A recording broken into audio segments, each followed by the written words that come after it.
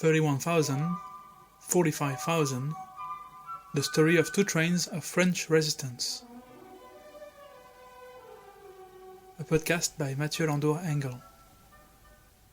Raphael Manello, 45,823. A train to nowhere.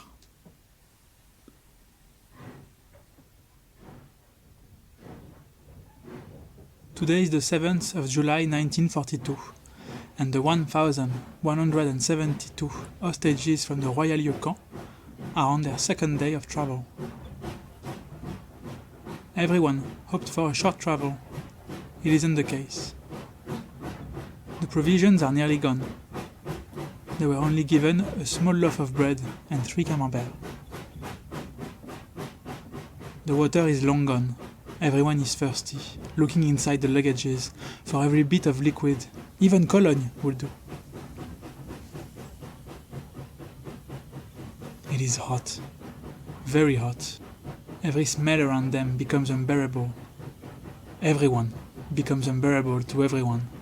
Keeping your cool becomes harder and harder. Only the organized turns to get closer to the windows and get some fresh air calm the anger. Raphael Manello is tired too. Thirsty and hungry. Yet somehow he manages to keep his calm.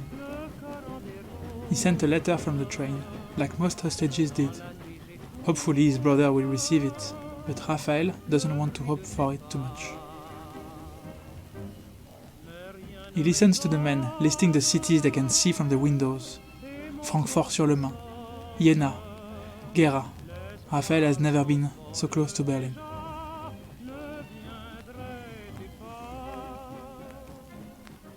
Two years earlier, on the 27th of March 1940, Raphael was arrested by the French police as a communist.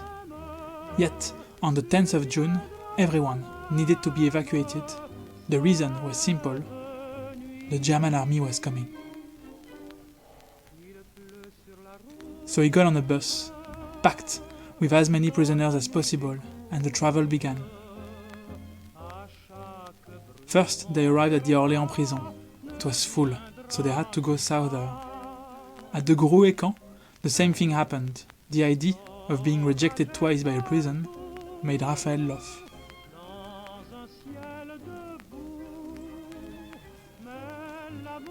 Back in the present, some hostages wish they got rejected again, that wherever they arrive is full, that they have to come back home. Maybe they would get an apology for the harsh transport and lack of provisions. A compensation for the smell even. Raphael doesn't want to hope too much. He may be right. The opposite happens. As in most German cities, as the train slows down near the stations yet doesn't fully stops, the German citizen soldiers look at the wagon with hatred. Sometimes they even throw rocks at them. So much for an apology. The train passes Chemnitz. It stops in front of a military train. The sight is almost eerie. The train carries hundreds of wounded German soldiers and a destroyed Russian plane. Raphael wonders why they would carry a Russian plane. What's to study? A plane is a plane. It has wings. End of study. The wounded and the hostages stare at each other for a while. It is awkward. Back in 1940, Raphael spent 4 nights at the Gros Camp. Everyone was sleeping on the grass, under the threat of German planes. The German army was still getting closer. They were bombing all around them. No one could sleep properly. Everyone had that hot contradictory need to get in the prison. On the 15th of June, the guards decided to travel more south, by foot, as there were no more buses. So they walked. The prisoners were not alone on the roads. It felt like the entire French population was on the run too. Packed cars, chariots filled with furniture, radios, clothes, toys. Where were they all going? Neither the civilians nor the prisoners knew where they were heading. There was no plan, no strategy, only panic. Sometimes French soldiers escorted them for a few kilometers. You would wonder if the French army should do something else than escorting prisoners who were mostly arrested for carrying communist tracts. Apparently, it was more important than winning a war. The guards started being violent. If you walked too slowly, they would threaten to shoot you. Same if you escaped. It would be easy to escape, but the guards shot 13 people to dissuade everyone. The travel was becoming harder and harder. The roads were filled with more and more civilians. Some bridges were destroyed. The prisoners had to turn back and take new roads a few times. That was the Exodus. A mess. A global confusion on a country level. They stopped once more. This time, the German soldiers were already there. They arrived earlier, somehow. It hit Raphael like a child's boot on a puddle. This was not France anymore. This had just become Germany. France had lost the war. However south, this was already Germany. The guards simply ran away and left all the prisoners unguarded, alone, by themselves. Many wondered what should be done. Should they stay and wait for the guards to come back?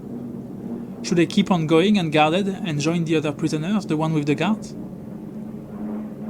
Raphael decided to come back home. He didn't consider he was running away. He thought his jail time was done, that the end of the war would change everything, including his imprisonment. A year later, the police knocked at his door, asking him to go back to prison for running away. He went back to prison and did his time. And then he got arrested again, as a hostage this time. There are no rules in France, Germany.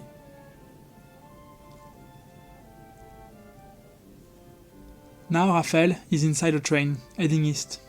He hears they are leaving Germany. They may be in Poland now. Doesn't matter.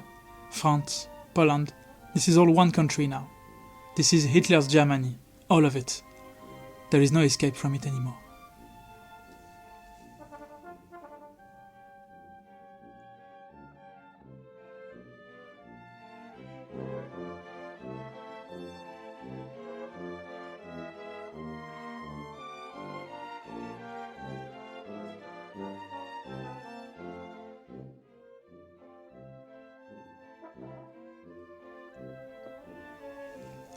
Thank you for listening to this episode of 31,045,000, the story of two trains of French members of the Resistance.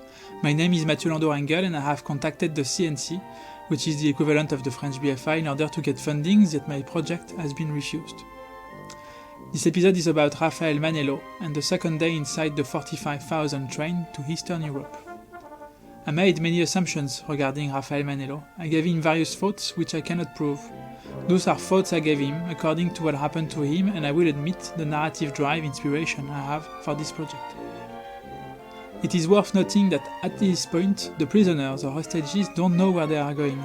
They expected to be going to a labor camp in Germany and participate to the war effort. They also prepared for sabotaging the war effort as much as they could.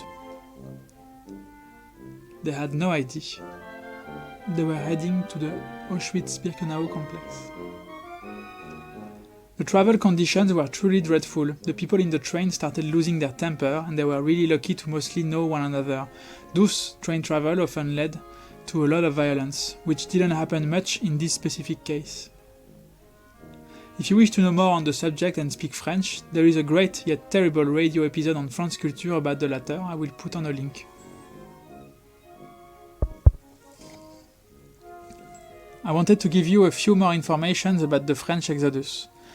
So a quarter of the French population, 8 to 10 million people, fled the German army advance in 1940. It was one of the biggest movements of population. As they didn't know where the German army was going, the population mostly moved south. Yet most were confused about where to go, what to bring with them, which led to blocked roads with carts and cars. And at some point, the German army moved quicker than the population, and the population ended up arriving in places where the German army already was. Some cities like Paris or Lille were emptied of their populations, Water supplies, electricity, health services stopped. Sometimes the mayors fled as well, leaving the cities ungoverned. It was pretty chaotic.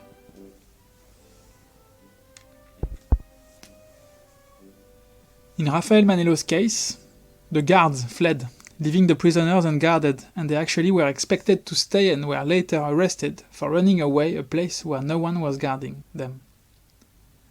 Many people died during this exodus. There is an estimate of 100,000 people, and the German army didn't hesitate shooting and bombing the roads and the civilians on the roads. Many families were separated during this chaos too. There was an estimate of 90,000 children who got lost, which is terrible. Not everyone came back home either, as the country was quickly divided in two zones, the north and west coast and the south zone, which wasn't occupied by the German army. Many decided to stay in the southern zone, as it felt safer. Cities like Marseille, Lyon or Clermont-Ferrand had a huge rise of citizens at that time. The title of this episode, A Train to Nowhere, refers to a sentence by Charlotte Delbo, which I will talk further in later episodes. Unfortunately, despite my efforts, I didn't manage to contact Raphael Manello's family. My sources for this episode are the book Red Triangles in Auschwitz by Claudine Cardon-Amet, the website Mémoire Vive, as well as an episode about the 2nd of July 1944 train from Compiègne by Dominique Prusac, directed by Laurent Polleret. I would like also to recommend the movie Bon Voyage, directed by Jean-Paul Rapneau, starring Isabelle Adjani and Gérard Depardieu, which I personally really enjoyed at the time.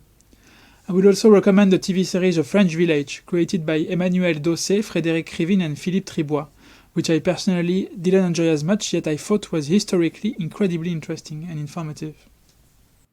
I have been trying to find Raphael Manello's relatives. Unfortunately, my research was unsuccessful. If by any chance you know of someone related to Raphael Manello, please let me know. I would be very pleased to get in touch and make sure the text I wrote doesn't contain any errors. Thank you very much for your attention. Next episode will be about 3 people, René and Ernest Pignet, and Jean Fletcher, and it will be about the arrival of the 45,000. 31,000, 45,000, the story of 2 trains of French resistance. A podcast by Mathieu Landour-Engel.